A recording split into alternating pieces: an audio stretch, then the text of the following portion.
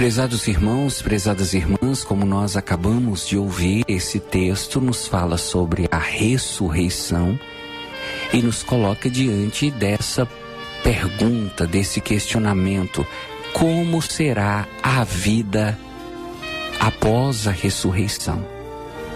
Eu já me fiz essas perguntas, sobretudo quando eu estava no início da minha caminhada. Eu me fiz essas perguntas. Talvez você que está nos ouvindo, nos assistindo, já tenha também se feito essa pergunta. Eu pensava coisas mais ou menos assim: se a Bíblia fala que todos vamos ressuscitar, quando as pessoas que morreram ressuscitar, elas vão ressuscitar como? Elas vão ressuscitar com o corpo que elas tinham quando elas morreram? Elas vão ressuscitar com a idade que elas tinham quando elas morreram? E aquelas pessoas que morreram, por exemplo, queimadas, e aquelas pessoas que, por exemplo, o corpo delas foi incinerado e virou cinzas, como essas pessoas vão ressuscitar? E aquelas pessoas que morreram, talvez até em acidentes trágicos, como vai acontecer a ressurreição dessas pessoas? E mais à frente eu pensava assim: uma mulher que, por exemplo, casou, separou, casou de novo, ela vai ressuscitar. E quando ela ressuscitar, o ex-marido vai ressuscitar também, o divorciado vai ressuscitar também. Ela vai ficar como? Como vai ficar? Então essas perguntas eu me fazia. Hoje eu entendo que muitas dessas perguntas são fruto, se não de uma especulação teórica, de uma especulação que muitas vezes não passa de conjectura ou mesmo talvez de uma curiosidade boba. Algumas dessas perguntas são fruto talvez de uma imaturidade da fé, de não entender com profundidade sobre a nossa fé. E aqui nós precisamos então conversar sobre as pessoas que fazem esse tipo de questionamento. Pessoas que fazem questionamentos sobre a vida eterna, pessoas que fazem questionamentos sobre como será a ressurreição, pessoas que muitas vezes nem acreditam nessas coisas e ficam tentando até nos provocar. Como responder a essas pessoas? E aqui nós temos diante de nós um evangelho onde Jesus passou por isso. No tempo de Jesus, haviam dois grupos religiosos distintos. Havia os fariseus, volta e meia nós falamos nesse grupo, e havia os saduceus. Então, Dona Maria, dois nomes para a senhora guardar. E também o senhor, viu, seu Zé?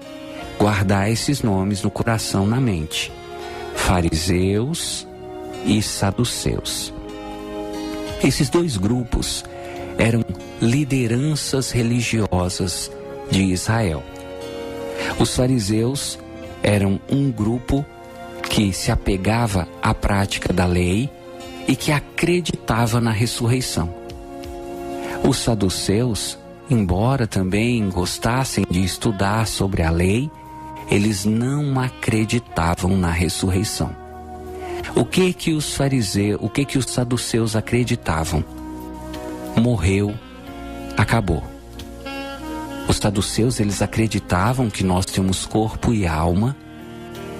Os saduceus acreditavam que existe dentro do ser humano a matéria e o espírito. Mas eles acreditavam que quando nós morremos, a matéria e o espírito, os dois, são destruídos. Então você percebe que ainda hoje, e olha o que eu vou dizer, ainda hoje dentro da Igreja Católica, existem pessoas que pensam como os saduceus. Morreu, acabou. A vida é só essa. Depois dessa, não tem nada. Depois dessa, é o vazio. Depois dessa, é a inexistência. Se você que está me ouvindo, se você que está me assistindo, pensa assim, eu preciso dizer para você: o seu pensamento está carregado de heresia. Essa heresia que os próprios saduceus já no tempo de Jesus defendiam. A vida é só essa, não temos que preocupar com uma vida além dessa, porque morreu, acabou. E muitas pessoas ainda hoje utilizam esse pressuposto para poder pensar e afirmar coisas assim. Se a vida é uma só, se não tem outra vida além dessa, então o que você tiver que viver, você tem que viver aqui. O que você tiver que experimentar, você tem que experimentar nessa vida. Aproveita, come, bebe, goza a vida, porque essa vida passa e depois que ela passar, acabou, não tem outra vida. Nós cristãos não pensamos assim.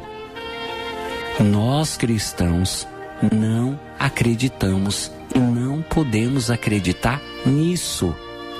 Como é que nós acreditamos que nós vamos morrer, o corpo será destruído, mas a nossa alma, que é imortal, ficará aguardando a ressurreição?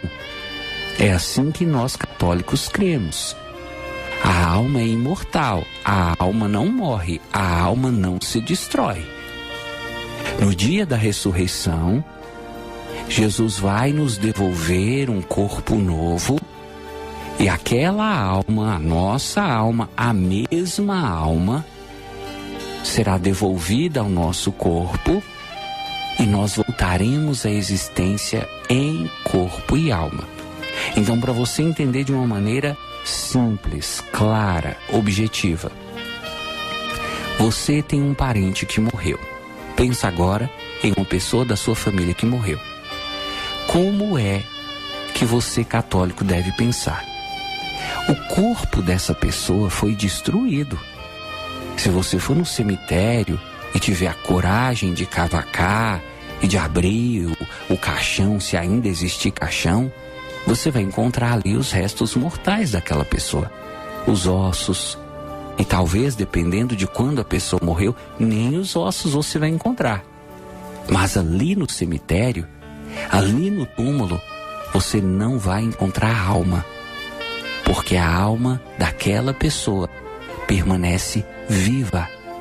Aquela pessoa, enquanto alma, está viva no mundo espiritual. E aquela pessoa, a alma daquela pessoa, está aguardando a volta de Cristo para receber de novo o seu corpo e ressuscitar. Aqui entra a diferença daquilo que nós católicos chamamos de ressurreição para aquilo que os espíritas chamam de reencarnação.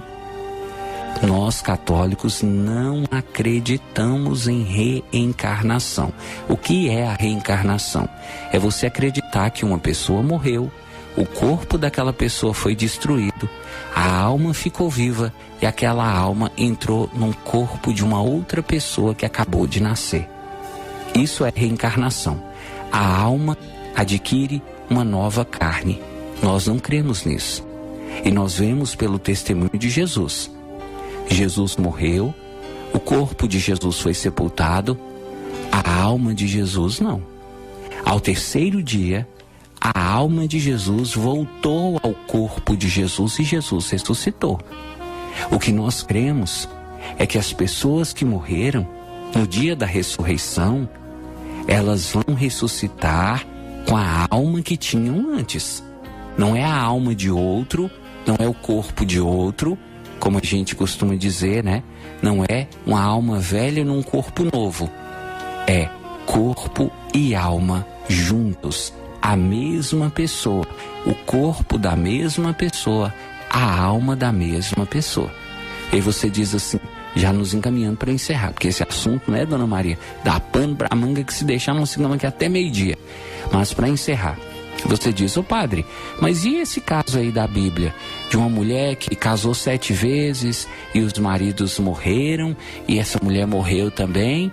Na vida eterna, quando essa mulher ressuscitar, ela será esposa de quem? Jesus respondeu, E isso é uma das coisas mais bonitas que eu já descobri lendo o Evangelho. E que eu gostaria que você também compartilhasse essa alegria, essa beleza comigo. Jesus diz que na vida eterna não existe mãe nem filho. Na vida eterna não existe nem esposa nem marido. Na vida eterna todos se amam. Todos se amam como irmãos. Todos seremos filhos de Deus. E esses vínculos de mãe, de filho, de marido, de esposa, esses vínculos deixarão de existir. Aí você diz assim: ô padre, então quer dizer que se eu morrer e eu for encontrar a minha esposa que morreu, então a gente na outra vida não vai ser casado? Não. Mas você vai amar a sua esposa como você, ou até mais do que você ama hoje. E a grande questão é, você vai amar não só sua esposa, você vai amar todas as pessoas. Como você ama a sua esposa, como você ama seu pai, como você ama sua mãe. Sabe assim, você imagina a pessoa que você mais ama no mundo.